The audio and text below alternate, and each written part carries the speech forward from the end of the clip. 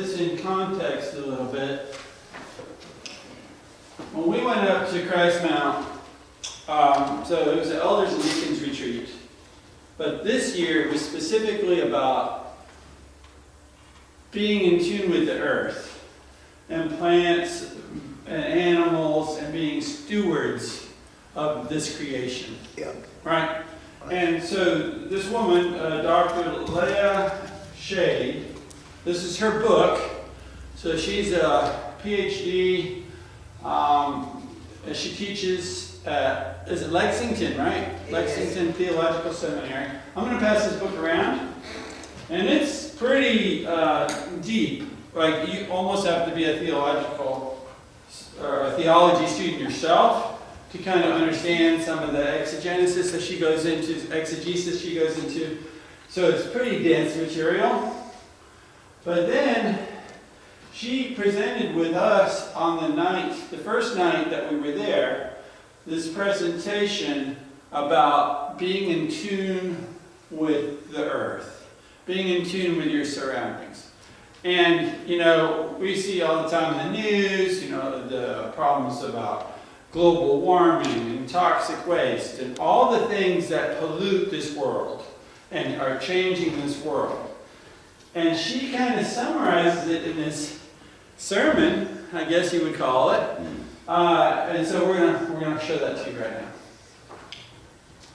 Can you see, Jamie? Yeah. Let me make sure the sound is working.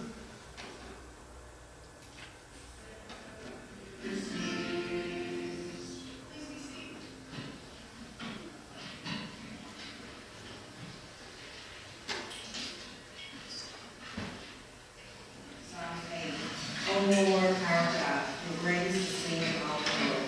You heard the praise these up to the days, and the Son our children and babies. You are safe, you are safe and secure from all your enemies. You stop evil and opposes you. Look at the sky. So she had people reading the scripture, but she's she's preparing for her little presentation now. Mere man, that you care for him. Yet you made him inferior unto yourself. You crowned him with glory and honor. You appointed him ruler over everything you made. You placed him over all creation, sheep and cattle, the wild animals too, the birds and the fish and the creatures in the seas. O Lord, our Lord, your greatness is seen in all the world. A reading from the Gospel of Mark, chapter 10, verses 13 through 16. Some people brought children to Jesus for him to place his hands on them, but the disciples scolded the people. When Jesus noticed this, he was angry and said to his disciples, "Let the children come to me, and do not stop them, because the kingdom of God belongs to such as these. I assure you that whoever does not receive the kingdom of God like a child will never enter it." Then he took the children in his arms, placed his hands on each of them, and blessed them. This is the word of God. Thanks be to God.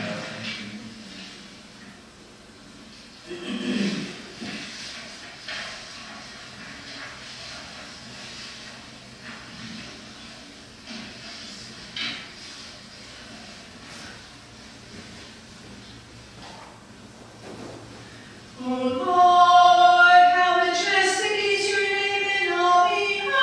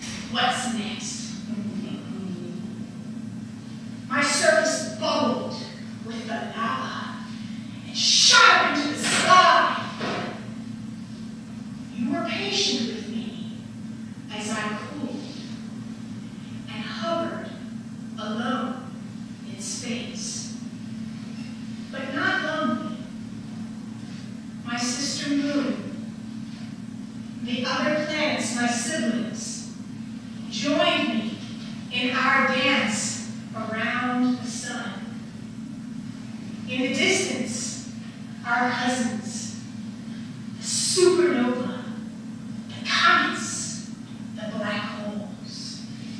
Together, we join in singing the song of praise to our Creator.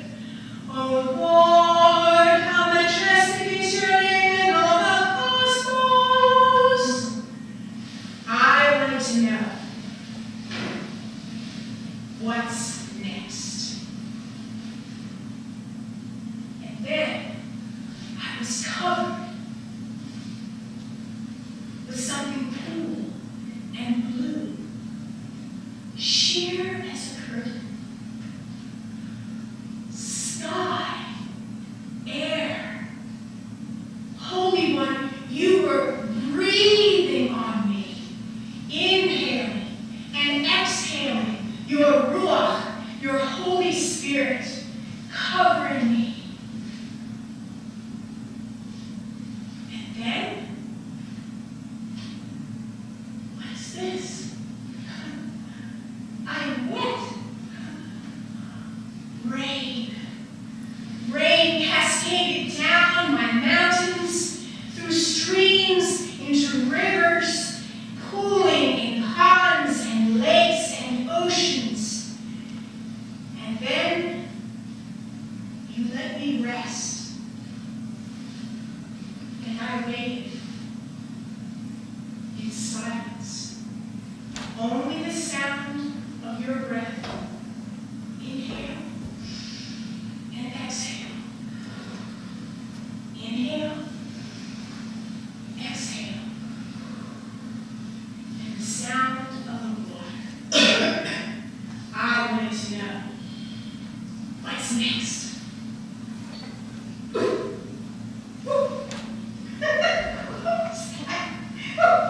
That tickles. Oh, look. There are things moving in me, in my waters. They are alive. I am alive. Green algae, yellow fish, red worms, bluebirds, orange butterflies, purple frogs. They were not silent. They were buzzing and slashing and splashing, and they were flying and creeping and making their home on me. I wanted to know, what's next?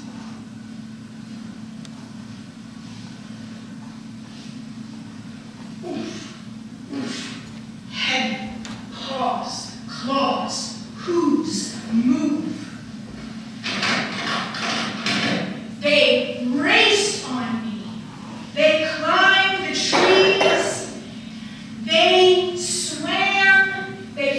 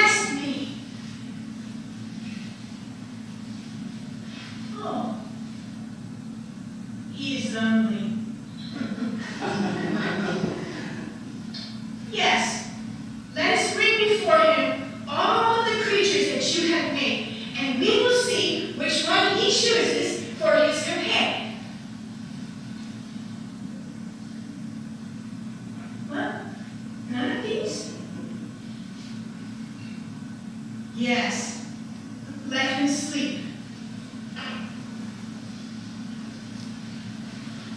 I wanted to know what's next. Oh, you are pulling his rib like you pulled from me. Oh.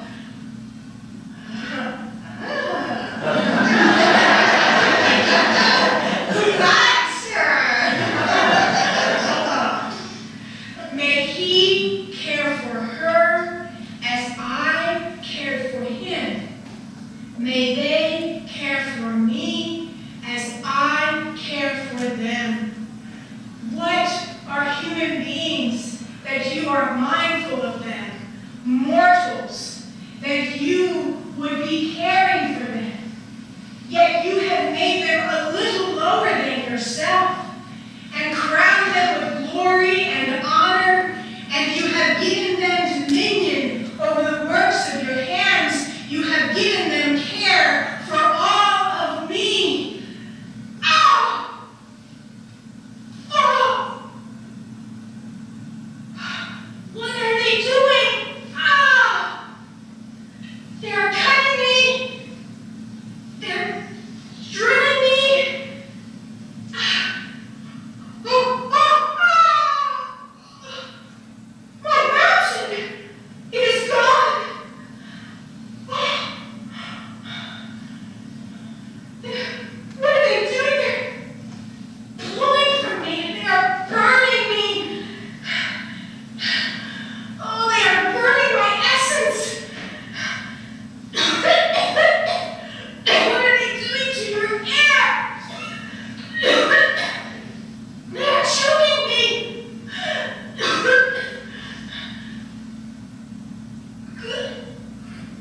What? What is that taste? Ugh! What are they doing to my waters? Why are they pouring toxins and poisons into my waters? No. Oh, we said fish. No. Oh, my animals. They are disappearing. What are they doing? Why are they not using the sun like the plants do? Why are they burning me? Why are they cutting me? No, stop! What are you doing to her? You are doing to her what you have done to me! No! Why do you hurt your brother? No, stop! Why do you kill him? No! Why do you scream in rage? Why do you join and sing with the rest of us? Oh, Lord, oh, majestic is your name. Why? What have they done? They do not love me. They are cutting me. They are poisoning me. They are killing me. I am afraid to ask. What's next?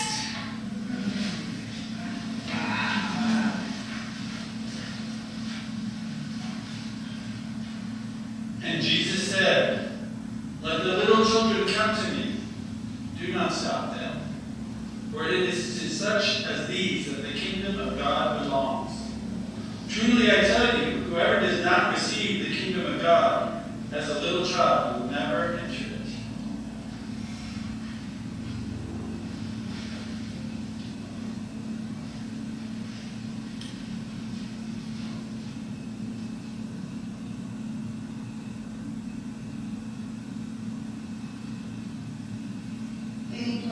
Then he took the children in his arms, placed his hands on each of them, and blessed them.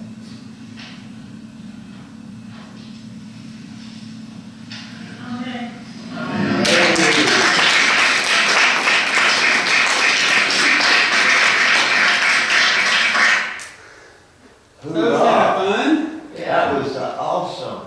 I get to play Jesus there for a second. You were cool, man. I got to see the top of your head all the way. I know. Yeah. Well, you know, it was very interesting how this happened because I had brought my audio recorder just to record it, you know, and I had told Amy if they allowed, we would make a recording. And then my audio recorder, the batteries went dead. So then I got up my cell phone, and my cell phone went dead. And then I went up and I talked to her and I said, would you mind if I brought my really nice camera, which I had in the room, and recorded this? And she said, oh, that would be great. And so I had my tripod, I set it up in the back, and this then was all recorded for your benefit. Because that was not the intention when we started the evening. And then when she realized it was this high-level recording, she wants us to post this on YouTube, or she's going to post on YouTube, and I'm going to send it to her so she can do that, because she wants to share this with other people as well. She got to get it. And she's done this numerous times. She told us once she did it with the whole dance troupe. So the whole dance troupe was going around with the different scarves that she had. I would love to see a version of it with a whole dance troupe. I like it when they all got loud, when they started making different sounds. Yeah. We were prompted for that before she started this.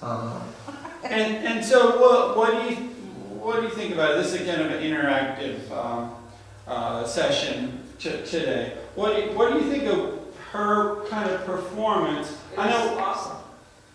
it's awesome. I mean, did you feel it coming from the Bible too? Did you feel the scriptural basis of it? I think it was very realistic for me, it was. Mm-hmm. Awesome was one of the best used words there that she got through. What? Awesome, that's what everybody was saying. Oh, yeah.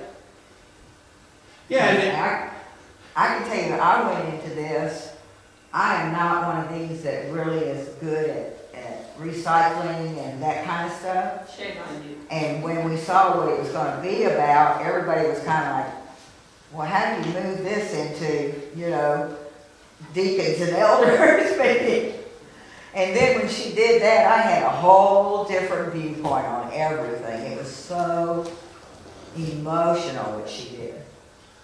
yeah, so this was the first evening, and we were there all day Saturday in workshops. Alvin and Babs attended the deacon workshops, and I sat in on all the elders workshops because we wanted to bring it all back. And in a lot of them, it talked about, well, do you want to talk about yours first? The one about the green chalice? We didn't have one about the green chalice. All right, well, we talked. Ours was strictly deacons meetings. So we talked about the green chalice. So does anybody know, so the red chalice is the disciple logo. We all know that. It's on our bulletins. We see that every week. The green chalice is something that's come out of the disciples, and it's about honoring the earth, and it's about recycling, and it's about planting gardens, and it's about giving back to the community through community gardens.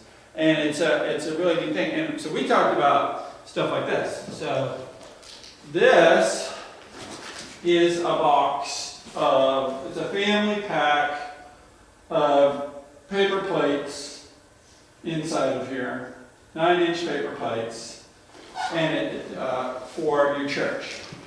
And what the beauty of this stuff is that it's recyclable, it's compostable, like it doesn't linger in a landfill and never decay. Styrofoam lingers and it never disintegrates. And we use styrofoam, we use styrofoam plates, we use the styrofoam carry-out trays. There's a lot of stuff that we just kind of do as a habit that we want to start to shift, right? Right. We want to start to shift away from things that just don't disintegrate into things that are green. And this is something that's happening throughout the country and the world. It's not just this green chalice movement, but within disciples, that's how they're starting to do it. And there's a whole website devoted to this, all the things that your church can do to contribute to being a greener planet. And it's something that Amy has talked about, You know, what was one of her last proposals is to plant a field of blueberry bushes out here. Yeah. So we could, you know, make blueberry jam and give that out to the community. I think, you know, going to this retreat has also kind of equipped the three of us to be in that way of thinking too. I've tried doing recycling in the fellowship hall. My recycling bench is filled up with trash, you know, so it's about education too. It's about teaching people, training people. No, the blue container is for clean recyclables, not half plates of food. You know, and that's what I was having to do. I was having to take the thing home, clean it out with a hose, and try to salvage what I could out of the dirty thing. And this is a big problem with recycling too. I watched a documentary about recycling just recently, and a lot of people recycle dirty things. And that has to be taken out and put into the landfill. Because when it's all dirty, it can't easily be recycled. So you have to clean it, you know, you have to rinse it. You have to be responsible. Like when Shirley brings in her recyclables, or what people leave recyclables for Shirley to take. I know, Virginia, you bring in your recyclables, right? I did when Shirley was getting points, so she could, you know. I Yeah. don't get points anymore, but I still take the recycling. Now, did you bring in those recyclables dirty? No. Did you clean them and make sure that there weren't ants all over them? Yes, I wouldn't take them. Right, so it's an important thing to do because, yes, it's part of the whole process of recycling. I mentioned before, you know, my family was Swiss. Both my dad and mom lived in Switzerland during World War II. And those of you who know your World War II history, so Switzerland is in the middle of Europe, and Germany, Nazi Germany, was all around it. So they were an island inside of Europe, and Nazi Germany had taken over all of Europe. And they were trying to starve the Swiss out. They cut all their supply lines, everything. They didn't attack though, because they did a cost-benefit analysis of attacking Switzerland, and for the Germans it was too costly because of the mountains. And so they said, we'll just starve them out.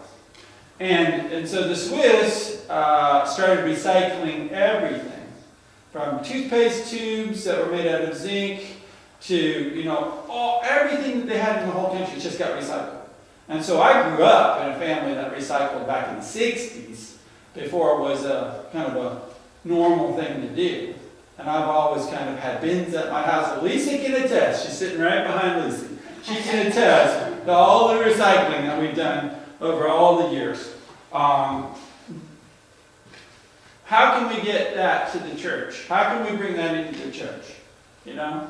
Is it just by putting in a few containers, getting that recycling bin back from Newell for the aluminum cans? You know, you kind of have to work at it. It's not something that's just going to be handed to us. And we have to be cognizant of what we're doing too. If we're all just fine eating off of styrofoam plates and throwing them in the trash and just making sure the trash gets hauled away, we're not thinking about where that trash goes. We're not thinking about the trash sitting in the landfill and not disintegrating.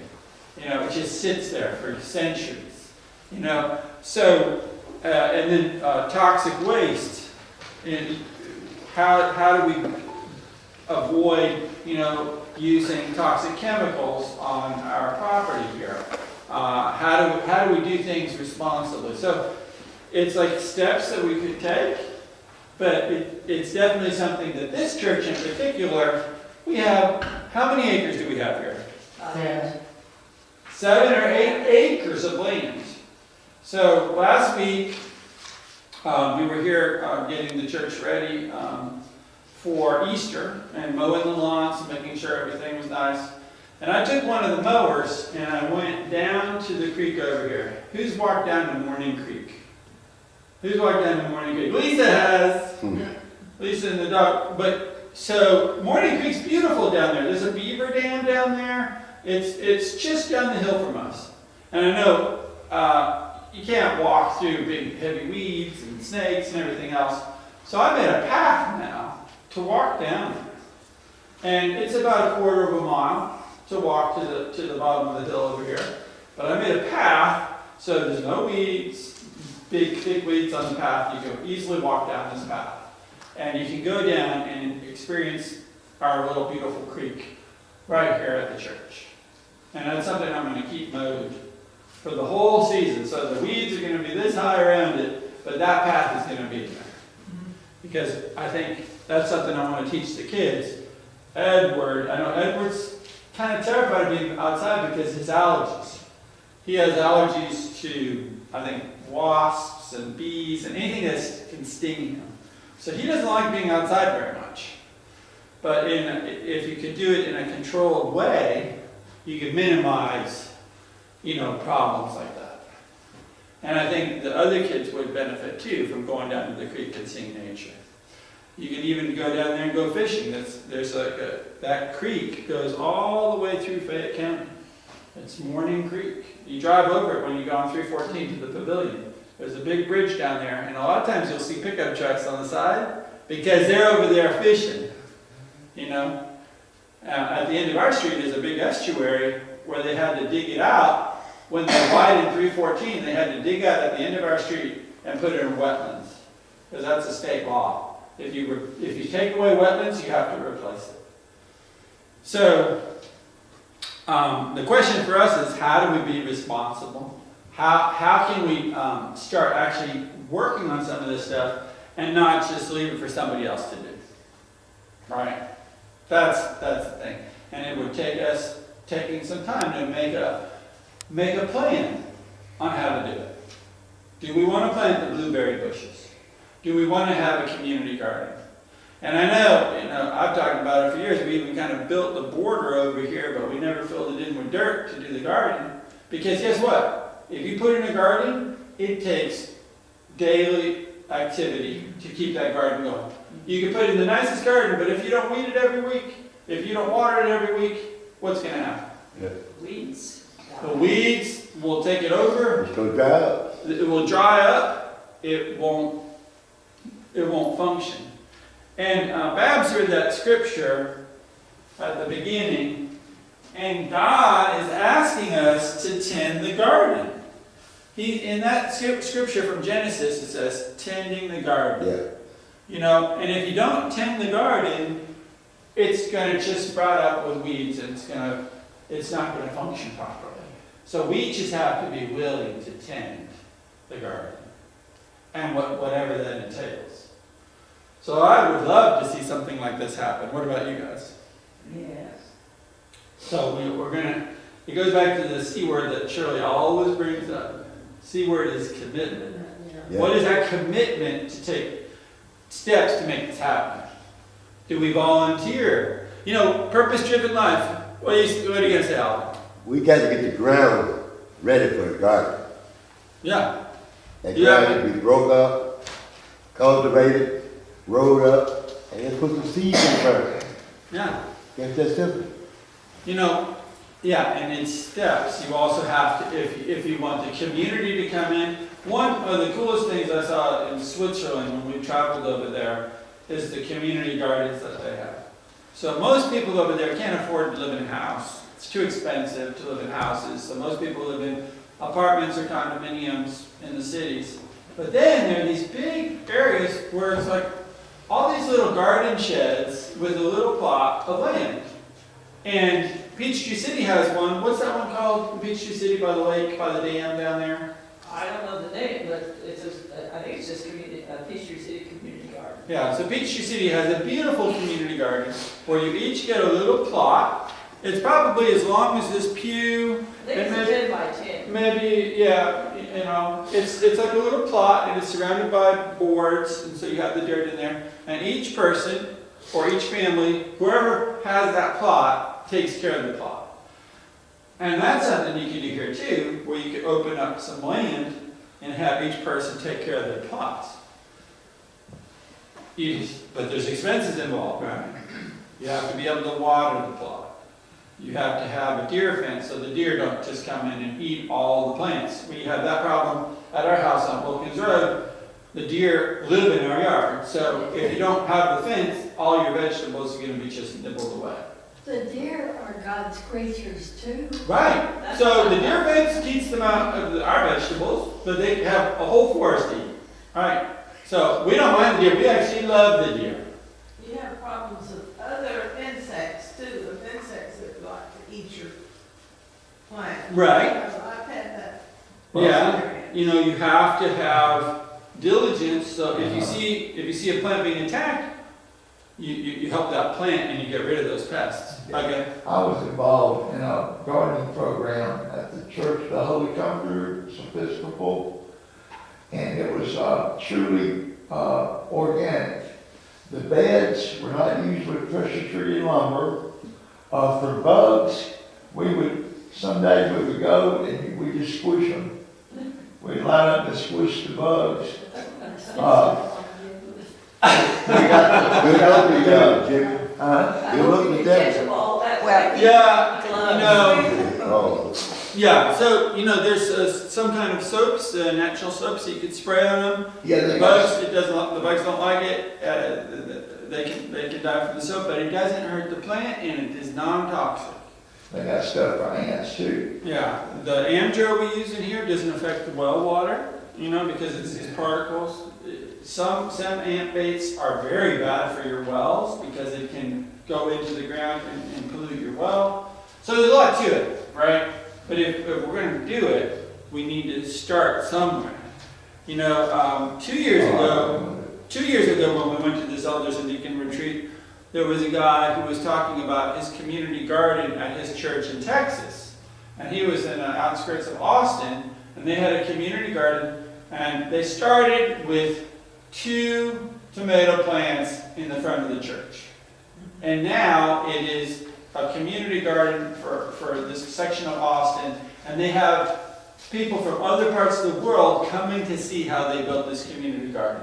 But it started with 2 tomato plants that the youth planted in the front of the church, to the consternation of the elders and the deacons. Because the pastor said, just put it out there, it's okay. And everybody was upset that they didn't consult about having these 2 tomato plants put in the front of the church. They just ripped up some of the grass to do it. So, as you go on these stages, you have to have a plan, you know. We're not going to just throw some dirt out It's there. a lot of work. We're not going to throw some seeds out there. And guess what? In the summer, it is hot. It is hot. When we work in our garden in the summer, we get up early in the morning before it gets hot. And by about 9 o'clock, 9:30, you're done. Because it's so hot and baking out there, you have to go in. Yeah. So, you do have to That is have... a problem in this church, because remember I tried that. Yeah. I come here at 6 o'clock in the morning, but nobody else would. For the workday? Well, just to do anything. And Yeah. if you do anything in the summertime, like I said, you gotta get up to the sun. Right. And you gotta be finished by 9 o'clock or 10 o'clock at the latest. Yeah. You do. You have absolutely... So you have no choice unless you want to die of heat. You know, the guys who mow the lawns in the afternoon, you just see big clouds of dust surrounding them when they're going around, and then they have to drink water all afternoon to stay hydrated. Okay, I want to, here's a quiz. Who can tell me, if you walk out that door right now, and you go to the left, towards where Amy parks her car, there's a little bed down there. Who can tell me what's in that bed? Tulips. the flowers. Tulips? And when were they planted? Before This past week. It was the Thursday or Friday before Easter. Friday. Yeah. Friday. Alvin was here. Alvin, were you one of the people planting? Yeah. Jimmy, were you here that day? No. Okay, Bobby came. Bobby. Bobby was here. And John. That was Bob's last And day. John. John. Yes, we need to pray for Bobby because he's kind of falling off the wagon or something. He's AWOL. So we need to pray for Bobby. We want him to come back. But he helped plant those flowers, and those flowers are now out in front of the church for all of our benefit. But what will happen if nobody tends to those flowers? They'll die. They will die. They'll just be a bunch of, they'll be overcome with weeds. Yep. But as you go out today, make sure you go look at that little flower garden because it's beautiful. I like the hanging ones too. Yep, and there's some hanging baskets. I moved one of the hanging baskets over here so we could water it easier, you know. And but you know we're going to come into the heat pretty soon. In May it's going to be hot, And so we are going to have to, have a system, even just those small plants in there. We'll have to have a system just to make sure those get water. Because during the week, are we here during the week? No. Right? And a week of 100-degree heat is going to wipe those plants out. So you have to have a schedule. People come by the church, check on things. And if you start having a vegetable garden, whole nother thing. Unless you have an automatic sprinkler system of some sort. You have automatic sprinklers. You might have, when we've been talking about reactivating the well out here, there's a well house out here, right by the little house out past the parking lot. There's a little building. It's about this tall, and that's the well house. So we're going to have Cavendish Wells come and check it out to see if that pump in there still functions. Because it's, once they put the church on the public water system, it just kind of abandoned the well. So but Amy said, if we're going to, have water for a garden, if you're using the city water for that, good luck, because that's going to cost you a fortune. Now you can do the rain barrel. Yeah, cisterns. They have those at Sam's. Yeah. Where you could, And we have a lot of rain coming off of this roof. Yeah. So we could collect the water at various places off of the steep roof of ours. So, that's one thing. Now, Bev, so you want to say some more about what your experiences were like? I've been dominating the conversation up here. And I know Alvin can't talk today because he's... I got one remark I want, about that staff home. Here, come up here. Come up here, because Amy asked me to videotape this so she could see it. Well, I got one there from, being up there with that staff home. It says it gets into the lakes and the waters, and it just get the stuff, that chemical in there, and then it come back, we eat the fish that ate the chemicals. So that's what affects our body. So styrofoam, I really recycle, I'm going for it now. That styrofoam, getting rid of all that styrofoam. Not gonna use it anymore. We need paper plate, paper cups. Styrofoam does not dissolve away. It's no recycling. Amen. Thank you. That's it. They do have Plastic recycling for, styrofoam. they do have a recycling for, styrofoam. They do. Yeah, Publix has a little bin where you take your styrofoam So if trays. you have it, you can take it there. Yeah. But What do again, they do with it? What do they do with it? I don't know, but they evidently put it, somebody collects it and puts it somewhere. I don't know what they do with it. yeah, no, there are different recycling, almost everything. Yeah, they probably use for packing. They probably use for packing. Yeah. They put it in a ball and put it in the packet. Little peanut. Yeah. That's styrofoam, any styrofoam. Yeah. I mean, you just drop it in that. That's just gonna make the paper plate. I would pass this around, but it's heavy, so I'm not gonna do it. But so this is green label, and it says, sustainable forestry initiative, eco-friendly, renewable, compostable. Some of those a little bit different than regular plates, plastic paper plates. It's a little bit different. It's a Yeah. little bit different, but you know what? I got this at Costco, because Costco realizes now, too, that there is a need for this kind of thing.